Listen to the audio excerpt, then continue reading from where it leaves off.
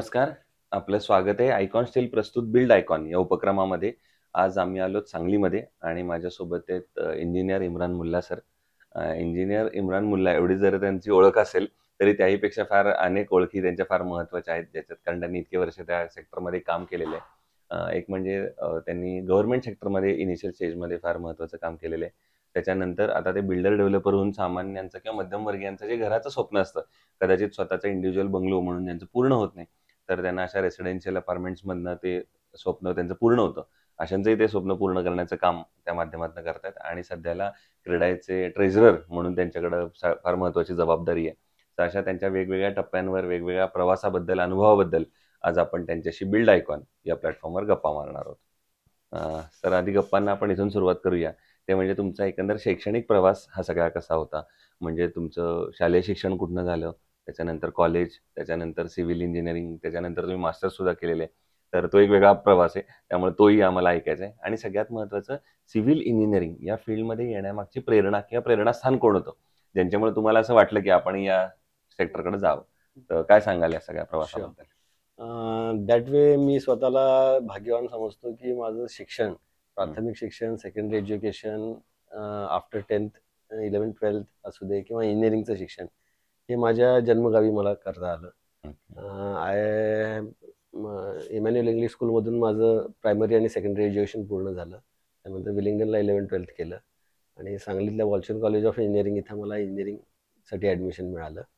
तर होम टाऊनमध्येच मला ग्रॅज्युएशनपर्यंत मला राहता आलं and I was very reluctant to leave my work. अच्छा. जन्मगाव सोडण्यासाठी मी रिलक्टंट होतो. वा. पण त्यानंतर ग्रॅज्युएशन झाल्यानंतर मग मी बाहेर पडलो. त्यानंतर निकमार म्हणून पुण्यात इन्स्टिट्यूट आहे, कन्स्ट्रक्शन मॅनेजमेंट रिलेटेड त्यांचं एज्युकेशन आहे आणि इंडस्ट्रीमध्येही काम आहे. तिथं post graduate diploma in construction management हा कोर्स मी पूर्ण केला. आणि त्यानंतर 2006 साली मी अबुधाबी या ठिकाणी गल्फमध्ये ॲज अ प्लॅनिंग इंजिनियर मी डेप्युटेशन मला मिळालं. आणि जवळपास 1 वर्षभर मी अबुधाबी आणि दुबई या ठिकाणी काम केलं आणि त्यानंतर परत सांगलीला शिफ्ट झालो मी. वा. त्यामुळे हा सगळ्यात पण मला असं वाटतं की फार महत्त्वाचा पॉईंट होता की तुम्हाला मूळ गाव आपलं सोडायचं नव्हतं. कारण बऱ्याचदा असं होतं की आपण मूळ गाव आपलं सोडून पुण्या मुंबईकडे तो प्रवास होतो आणि पुन्हा ते जे शिक्षण असतं त्या शिक्षणाचा उपयोग आपल्या गावासाठी काही होत नाही. पण माझ्या मते तुमचा हा प्रवास फार वेगळा आहे की तुमचा पुन्हा त्या उपयोग आपल्या गावासाठी काहीतरी होतोय एका वेगळ्या निमित्तानं. हे सगळे इंजिनिअरिंग किंवा पोस्ट ग्रॅज्युएशन पूर्ण झाल्यानंतर नंतर खरा प्रवास सुरू होतो तो म्हणजे एखाद्या इंजिनिअरचा स्ट्रगलिंग पिरियड असतो.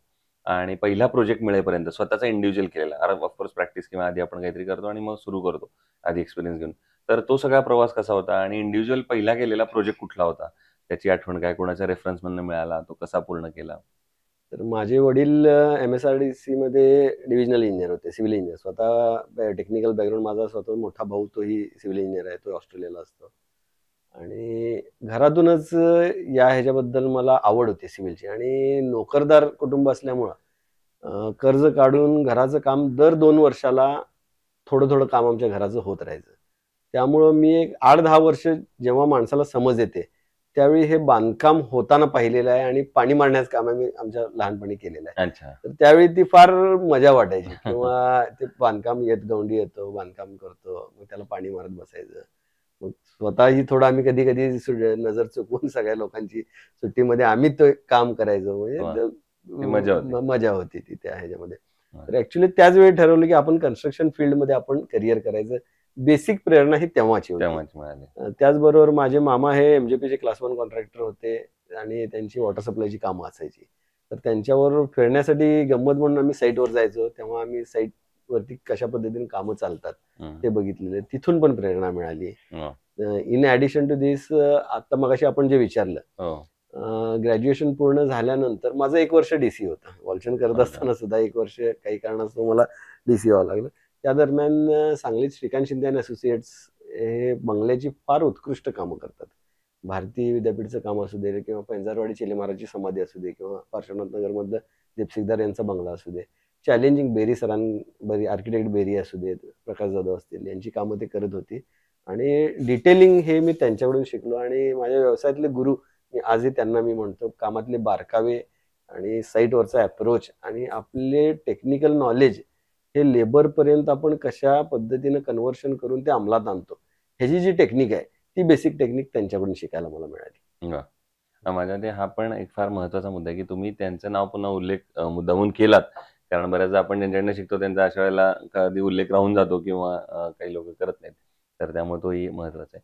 यानंतर येऊया काही तांत्रिक प्रश्नांकडे या क्षेत्रातल्या. यातला सगळ्यात एक महत्वाचा मुद्दा, तुम्ही आता या भागात इतकी वर्ष आता काम करताय. तर या क्षेत्रामध्ये अकुशल कामगारांचं प्रमाण फार मोठं आहे किंवा अनस्किल्ड लेबर आपण ज्याला म्हणतो.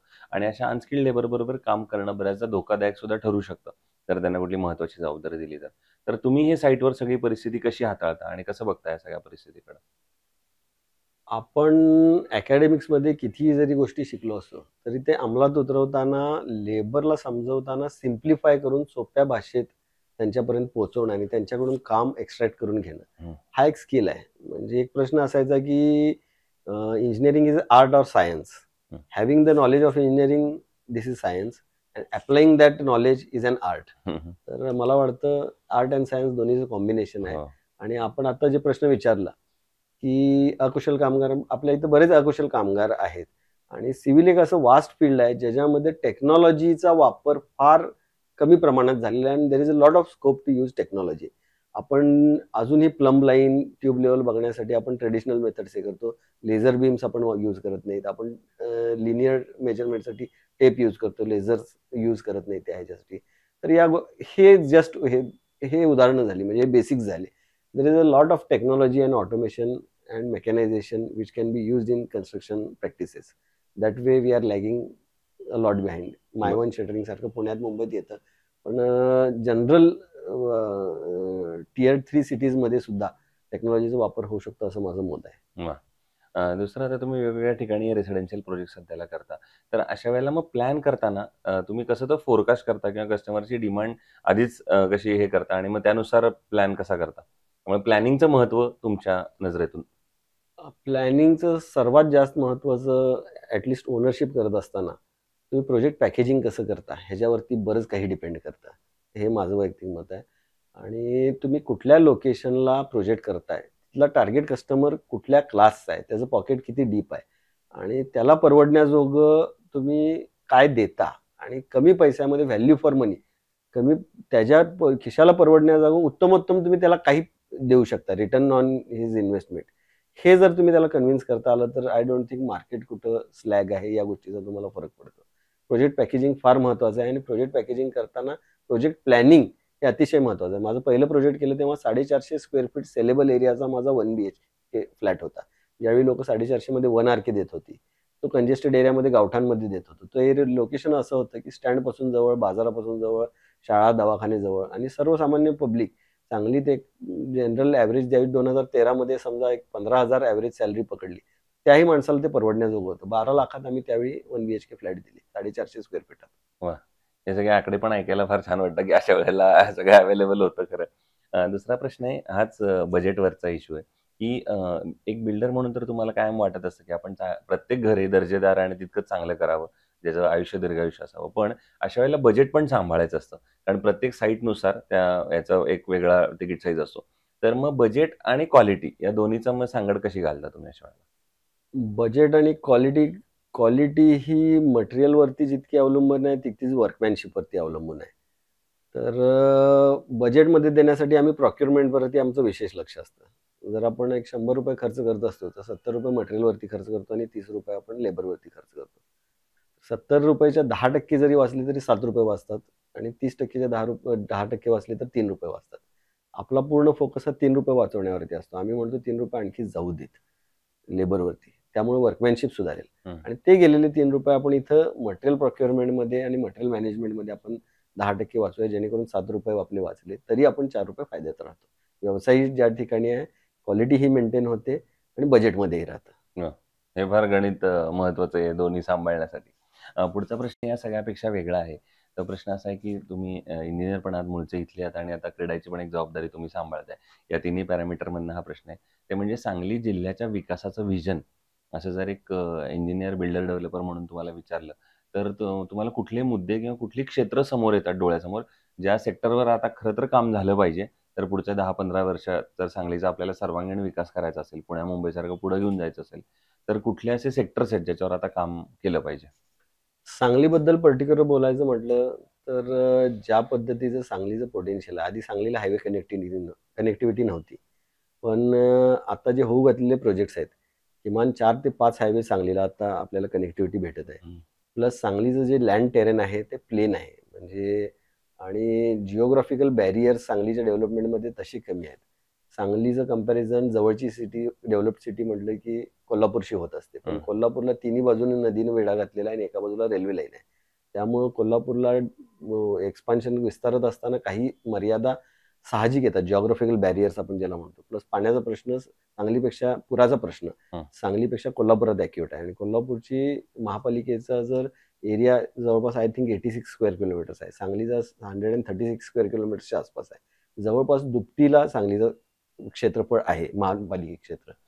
आणि सांगलीला जरी आता मार्केट स्लगिश असेल तरी येणाऱ्या काळात या हायवे कनेक्टिव्हिटीमुळे सांगलीचा विकास दुप्पट गतीनं होईल. आणि आता आपण प्रोजेक्ट्स जर बघितले तर व्हॉल्यूम वाईज बघायला गेलं तर कोल्हापूरचे इक्विव्हॅलंट सांगलीत प्रोजेक्ट्स आहेत. फक्त एक मोठी इंडस्ट्री येणं गरजेचं आहे, जेणेकरून स्पेंडिंग पॉप्युलेशन ही आणि लाईफस्टाईल कॉन्शियसनेस हे त्या सिटीमध्ये येईल. आणि मायग्रेटरी पॉप्युलेशन यायला पाहिजे, रोजगारासाठी लोक मायग्रेट व्हायला पाहिजे, तरच त्या शहराचा विकास होतो. पुण्याचा विकास आपण बघतो की IT पब्लिक किंवा रोजगारासाठी किंवा ऑटोमोबाईल सेक्टरमध्ये ती लोक पुण्यात स्थलांतरित झाली. सांगली, कोल्हापूर, सातारा इथली बरीच मुलं आजकाल ग्रॅज्युएट झाल्यानंतर पहिलं फेवरेट डेस्टिनेशन पुणे असतं. त्यामुळे पुण्याची एवढी डेव्हलपमेंट झाली. तर सांगलीमध्ये जर अशा पद्धतीची डेव्हलपमेंट झाली, ज्या पद्धतीने रिअल इस्टेट प्राइसेस कमर्शियल असू देत, रेसिडेन्शियल असू देत, पुण्यात वाढीला गेलेले आहेत. तर त्यामुळं मी तर म्हणतो आमच्या Tier 3 सिटीज किंवा Tier 2 सिटीजना ड वर्ग महापालिका यांना आता चांगला स्कोप आहे. आणि हे वेळ पोटेन्शियल हे टॅप करण्याजोगं ही वेळ आहे. आणि exact IT industry as such major येणार नाही, कारण नाईट लाईफ आणि रिक्रिएशनल फॅसिलिटीज अजून कमी पडत आहेत. ज्या वेगानं रिअल इस्टेट डेव्हलप होत आहेत त्या वेगानं इन्फ्रास्ट्रक्चर महापालिकेकडून म्हणा किंवा गव्हर्नमेंट एजन्सीजकडून ते पेस कॅच होत नाही आहे. तर त्यामुळं नाईट लाईफ म्हणा, रिक्रिएशनल फॅसिलिटीज या कमी आहेत. पण IT रिलेटेड जी सपोर्टिंग इंडस्ट्री आहे, BPO सेंटर्स असतील किंवा IT ला सपोर्ट करणारी जी इंडस्ट्री किंवा आजूबाजू आहे, ती जर सांगलीला डेव्हलप व्हायला सुरुवात झाली, वर्क फ्रॉम होमचं कल्चर डेव्हलप झालेलं आहे. वंदे भारत ट्रेनमुळे कनेक्टिव्हिटी पुण्याची 3.5 तासावरती येऊन ठेपेल. हायवे कनेक्टिव्हिटी पुणे फार लांब राहणार नाही. तर ही जी लोक आहेत ते सांगलीला राहून काम करणं, पुण्यापेक्षा एक 30% 20% पगार कमी मिळालं तरी खर्च कमी असल्यामुळे ती लोक सांगलीला प्रिफर करतील, सांगलीत राहतील, सांगलीतून काम करतील. पण पुण्यात काम करणार सगळे आपल्या भागातलंच पब्लिक आहे. आणि त्या लोकांना आपण platform, commercial industry IT related आपण इथं डेव्हलप करण्यासाठी आपण पुढाकार घेतला आणि त्यांना त्या पद्धतीचे लाईफस्टाईल रेसिडेन्सीज दिले, ज्या की आता टाउनशिप्स होऊ घातलेल्या आहेत. तर मला वाटतं आपल्या शहराच्या विकासाला यातून भरपूर चालना मिळू शकते. And I am positive about that. क्या बात आहे. नक्कीच. पण एम्प्लॉयमेंट आणि इंडस्ट्री हे जर 2 महत्त्वाचे जे तुम्ही आता मुद्दे सांगितलेत, की जे सांगलीत प्रकर्षाने यायला पाहिजेत किंवा अजून त्याची डेव्हलपमेंट व्हायला पाहिजे. तर अशा वेळेला मग शासनानं काय पावलं उचलली पाहिजेत अजून याला थोडी गती देण्यासाठी, असं तुम्हाला वाटतं? शासनानं ज्याला आपण डिसेंट्रलायझेशन म्हणतो, IT इंडस्ट्री सगळी पुण्यामध्येच कॉन्सन्ट्रेट व्हायला पाहिजे असं नाही. रिलेटेड इंडस्ट्री जी आहे ती सांगलीत येण्यासाठी सबसिडी स्कीम्स काही IT रिलेटेड इंडस्ट्रीजसाठी त्यांनी जाहीर कराव्यात. आणि त्यांना टॅक्सेशनमध्ये काही सवलती जर दिल्या, कारण पुण्यात कमर्शियल जागा घेणे आणि तिथं एका कॉल सेंटरच्या एखाद्या एम्प्लॉईसाठी 30-30, 40-40 हजार रुपये पगार देण्यापेक्षा सांगलीत त्याच्या 1/3 किमतीला कमर्शियल रिअल इस्टेट अवेलेबल आहेत, आम्ही देण्यासाठी तयार आहोत. किंवा रेंटल प्रोपोजिशन्स आहेत. आणि कॉस्ट ऑफ लिव्हिंग त्या एम्प्लॉईजला कमी असल्यामुळे तुम्ही 30% रेड्यूस करून एम्प्लॉईची सॅलरी जरी दिली तरी ती आस्थापनाही फायद्यात राहते, इंडस्ट्री ग्रो होते आणि सगळ्याच गोष्टींना चालना, विन विन सिच्युएशन आपण ज्याला म्हणतो, ती आपल्याला त्यातून अचीव्ह करता येईल असं मला वाटतं. बरोबर. दुसरं आतापर्यंत पूर्ण केलेल्यापैकी एखादा आयकॉनिक प्रोजेक्ट सांगू शकाल का तुमचा, की जो ज्या प्रोजेक्टनं तुम्हाला खरी ओळख पण दिली, खरं नाव दिलं आणि जो काम करताना एक वेगळा समाधान आणि आनंद तुम्हाला जास्त मिळाला इतर प्रोजेक्टपेक्षा? थोडं अवघड आहे, पण एकच तुम्हाला नाव त्यातलं सिलेक्ट करायचं. माझं रिसेंट कम्प्लिटेड एक 2 वर्षापूर्वी मी हँडओव्हर केलेला आहे फिझॅग रिव्हर नॉज म्हणून प्रोजेक्ट. एक 30 फ्लॅटचा प्रोजेक्ट होता तो. 24 फ्लॅट होते, 2 ऑफिसेस होते आणि 3 दुकानगाळे होते. हा सांगलीच्या गावठाण एरियामध्ये होता, कंजेस्टेड एरिया आहे. टिपिकल आपण ज्याला म्हणतो, म्हणजे पुण्यातल्या जशा पेठा आहेत जसं खानबाग, नळबाग, हे सांगलीची जी जुनी सांगली आहे त्या ठिकाणी प्रोजेक्ट करताना अडचणी बऱ्याच आणल्या, पण त्या प्रोजेक्टचा मला उल्लेख करावा लागेल. आणि याच्यासाठी विशेष बाब म्हणजे आम्ही एलिव्हेशन डिझाईनसाठी जे आर्किटेक्ट हायर केलेले होते, ते आर्किटेक्ट हाफिज कॉन्ट्रॅक्टर यांच्याकडे काम केलेले आर्किटेक्ट होते. त्यांनी रोमन स्टाईलमध्ये त्याचं आम्हाला डिझाईन दिलं आणि आम्ही तंतोतंत त्या पद्धतीने एक्झिक्यूट केलं. वा. आकडेच बोलायचे म्हणले तर अगदी आम्हाला फक्त प्लास्टरिंगचा खर्च 9 लाखांना आम्हाला वाढला त्या प्रोजेक्टसाठी. पण आम्ही तो दिला. कारण वा. आणि का तर ती ओळख राहावी आपली आणि एक जे आर्किटेक्चरचं आणि ती बऱ्याच लोकांचा फीडबॅक आला, की त्या इमारतीला म्हणजे ते लोकेशन सूट होत नाहीये. ते जर रोडला जर असती तर आणखी त्याला हे थोडं मिळालं असतं. नंतर. पण आम्ही तिथं ते करण्याचं धाडस केलं. क्या बात आहे. एलिव्हेशनवरती आमचा जोर असतो. वा वा वा. पण ती आता उठून जास्त मला वाटतं दिसत दिसते. असेल. नक्कीच. टिपिकल बाकीचा सगळा भाग असेल आणि त्यामुळे ती एक असेल. हा जसा एक अनुभव आहे, तसा एखादा असा अनुभव हवा आहे, की जो करताना काहीतरी प्रोजेक्ट करताना अडचणी आल्या, प्रॉब्लेम्स आले आणि त्या प्रॉब्लेमवर तुम्ही कशी मात केलीत किंवा सोल्युशन कसं तुम्ही काढलत एखाद्या प्रॉब्लेमवरचं? तर असा एखादा प्रसंग ऐकायचा आहे तुमच्याकडून. आहेत. प्रोजेक्ट्स करत असताना अडचणीतून मार्ग काढणे हाच आपला व्यवसाय मूळ आहे. हो. पदोपदी, पावलोपावली आपल्याला अडचणी येत असतात. त्या हं. अडचणींवरती मात करणे. आजकालचे एक नवीन प्रॉब्लेम असे झालेले आहेत, की जनरली आपल्या इथं असं होतं, की आपण परमिशनसाठी पुटअप करतो. ऐन वेळेला काही चेंजेस होतात. ते चेंजेस साइटवरती एक्झिक्यूट करतो आणि सदर चेंजेस आपण रिवाइज प्लॅनमध्ये परत अंतर्भाव त्या चेंजेसचा करून आपण कंप्लीशनच्या वेळी ती रिवाइजची परमिशन देत असतो. हं. पण इन बिटवीन आपण कंप्लीशनला जाण्याआधी आपलं व्हेरी होतं. जे मंजूर प्लॅन असतो आणि आपलं साईटवरती झालेलं बांधकाम असतं, त्या ह्याच्यामध्ये व्हेरिएशन येतं.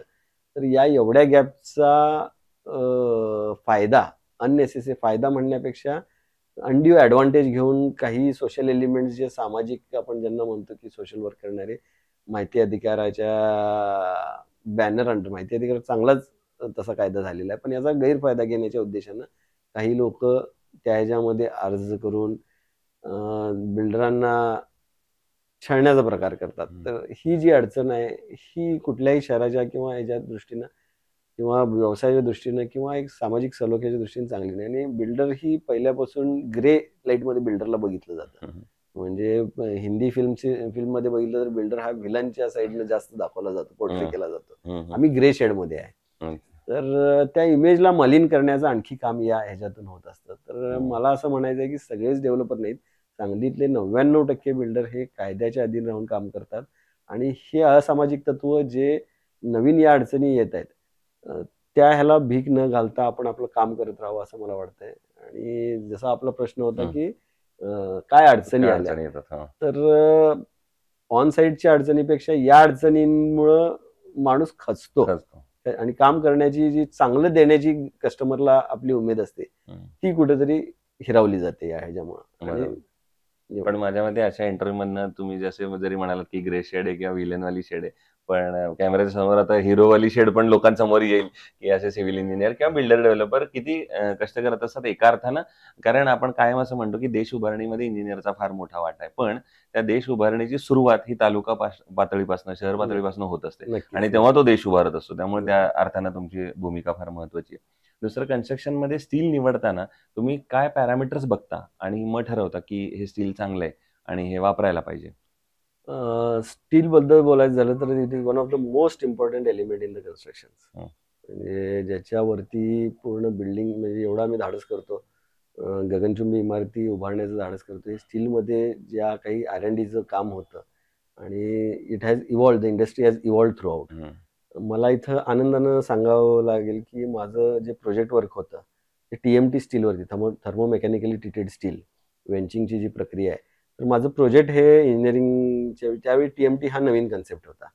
तर आमचं प्रोजेक्टच त्याच्यावरती होतं. तर त्या ह्याच्यामध्ये डक्टिलिटी मेंटेन करताना स्ट्रेंथ ही मेंटेन करावी आणि फेल्युअरच्या आधी वॉर्निंग द्यावी.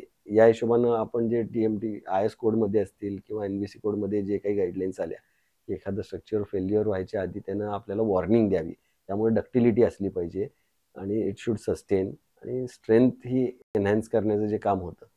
तर त्याच्या अनुषंगाने जे TMT बार्स आता सगळीकडे TMT बारचा वापर होतो. तर ही एव्हर इव्हॉल्विंग इंडस्ट्री आहे.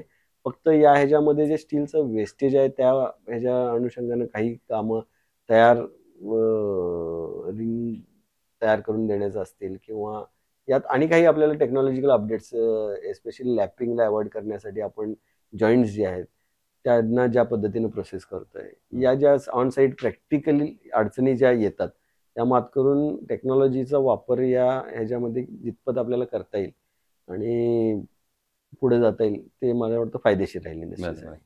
आणि आयकॉन स्टील तुम्ही कुठल्या प्रोजेक्टवर आजपर्यंत वापरले का? आयकॉन स्टील मी वापरलेला आहे आमच्या आधीच्या 2 प्रोजेक्टवरती आमचे ओके. यूज झालेला आहे. हो. आणि इथले सांगलीचे डिस्ट्रीब्युटर हे आमचे क्रेडाई मेंबर आहेत आणि आमचे चांगले मित्र आहेत. हम्म, हम्म. त्यांच्याकडून आम्ही स्टील घेण्याचा आमचा जास्तीत जास्त प्रयत्न असतो. बरोबर. ऑब्व्हियसली थोडं आम्ही क्रेडिट या ह्याच्यामध्ये डिमांड करत असतो. हो. सगळेच डेव्हलपर हे करतात. बरोबर. पण कमिटेड आमचा वापर असतो या ह्याच्यामध्ये. दुसऱ्या गप्पांच्या ओघांमध्ये मगाशी एक मुद्दा विसरला, तो म्हणजे तुम्ही सुरुवातीच्या काळामध्ये शासकीय संस्था किंवा स्थानिक स्वराज्य संस्थांसाठी सुद्धा कामं केलेली आहेत. तर ती सानमणी कुठल्या प्रकारची होती आणि कशी होती ती कामं? कामांचं स्वरूप महाराष्ट्र जीवन प्राधिकरणाचे जी कामं होती त्यामध्ये एलिव्हेटेड स्टोरेज रिझर्व्हर असतील, ग्राउंड स्टोरेज रिझर्व्हर असतील, ती कामं असतील किंवा कॅनॉल लाईनिंगचं हे मी काम केलेलं आहे. वारणा डावा कालवा 6 किलोमीटरचं लाईनिंगचं मी काम केलेलं आहे. ॲक्वाडक्टचं काम केलेलं आहे तिथं. तर त्या ह्याच्यामध्ये स्पेसिफिकेशन किंवा रेल्वे डिपार्टमेंटची जी असते, रेल्वे डिपार्टमेंटचं तर अतिशय फॅक्टर ऑफ सेफ्टी फार हेवी असतं, म्हणजे त्यांचं त्या ह्याच्यामध्ये ते कॉम्प्रोमाइज करत नाहीत. तर तिथं डॉक्युमेंटेशन हे फार आणि टेस्ट रिपोर्ट्स हे फार मॅटर करतात. आणि ती जी क्वालिटी चेक आपण गव्हर्नमेंटचं आपण म्हणण्यासाठी की इनएफिशियंट आहे हे आहे, पण त्यांच्या ज्या प्रोसिजर्स आहेत आणि जे लेआउट आहेत त्याची अंमलबजावणी होत नसते. पण PWD जे रेकॉर्ड किपिंग मॅन्युअल आहे ते मी म्हणतो एखाद्या कॉर्पोरेट कंपनीला लादवेल इथपर्यंत आहे. त्या गोष्टींची अंमलबजावणी गव्हर्नमेंट काम करत असताना तो अनुभव फार वेगळा आहे. डॉक्युमेंटेशनला तेवढंच महत्त्व आहे. ऑन साईट ही काही गोष्टी आता जे गव्हर्नमेंट अंडरटेकिंग आहे, एसटी महामंडळ आहे, कॉन्ट्रॅक्टरला जगूही देत नाही आणि मरूही देत नाहीत ते. आणि फार अगदी काम करवून घेतात कॉन्ट्रॅक्टरकडून स्पेसिफिकेशन प्रमाणे. अशा पद्धतीचं काम करून चालतं. बरोबर. आणि शेवटच्या टप्प्यात म्हणजे या क्षेत्रात आता तुमच्यासारखे जे असे यंग तरुण इंजिनियर ज्यांना यायचंय, ज्यांचं पहिलं पाऊल आता या क्षेत्रात पडणार आहे आणि ऑफकोर्स ज्यांना भविष्यात बिल्डर डेव्हलपर पण व्हायचंय, तर अशांसाठी तुम्ही एक सिनियर म्हणून पण काय सल्ला द्याल? आणि अर्थात तुम्ही ट्रेझरर असल्यामुळे त्यांनी खिशाची बाजू पण कशी सांभाळावी आणि एक्सपिरियन्सची पण कशी सांभाळावी ते पण तुम्ही सांगाल. जे लोक येण्यासाठी उत्सुक आहेत या फील्डमध्ये, मी त्यांना सांगतो की गेस्टेशन पिरियड एखाद्या व्यवसायाचा हा 1000 डेजचा असतो. तुम्हाला 3-1 वर्ष जातात व्यवसाय कळण्यासाठी, एक्झॅक्ट व्यवसाय काय आहे, त्यातलं मार्केट काय आहे. तर तेवढे दिवस तुमची पेशन्स पाहिजे. मी फील्डमध्ये पडल्या मला अर्निंग झालं पाहिजे असं होणार नाही, होऊ शकणार नाही. तर पेशन्स ठेवणं हे फार गरजेचं आहे. दुसरी गोष्ट, तुम्हाला त्या ह्याच्यामध्ये व्यवसायाची कास धरताना तुमच्या व्यवसायाची बेसिक नस धरता आली पाहिजे. मी आता लोकांना घरं बांधून देत असताना माझ्या मनात नेहमी ही भावना असते की माझं स्वतःचं घर असल्यासारखं देतो. कारण आमचं स्वतःचं घर, वडील माझे नोकरदारी असल्यामुळे त्यांची शेवटचा पगार जो झाला रिटायर होताना, तर शेवटच्या पगारामधून आमच्या घरासाठी कर्ज काढलेला शेवटचा हप्ता गेलेला आहे, एवढं त्यांनी प्लॅनिंग केलेलं होतं.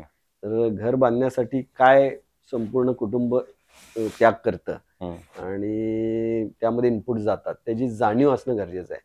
तुम्ही काम करत राहिला तर फायदा हा होतोच, पण फायद्याकडे न बघता उत्तमोत्तम तुम्हाला काय देता येईल आणि स्वतःचा ब्रँड एस्टॅब्लिश कसा करता येईल याच्यावरती जर फोकस केला आणि थोडं पेशन्स ठेवला, सबुरीने घेतला, तर नक्की व्यवसायात यशस्वी व्हाल, असं मला यंग जनरेशनला माझं सांगणं असेल. क्या बात आहे. तर हे होते engineer, builder, developer Imran Mulla sir. आणि जसं त्यांनी आता सांगितलं त्याप्रमाणे या क्षेत्रात पेशन्स फार महत्वाचा आहे.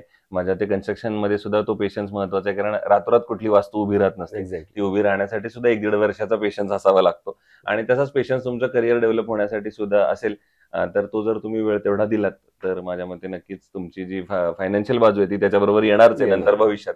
त्यामुळे त्याची फक्त गडबड तुम्ही इनिशियल स्टेजला केली नाही पाहिजे. पुन्हा एकदा आपले मनापासून आभार. आपण मला इथं बोलवलं याबद्दल आपले आभार. येस. आणि भविष्यात सुद्धा असेच आयकॉनिक प्रोजेक्टची निर्मिती तुमच्या हातून व्हावी याच आयकॉन स्टील तर्फे मनपूर्वक शुभेच्छा.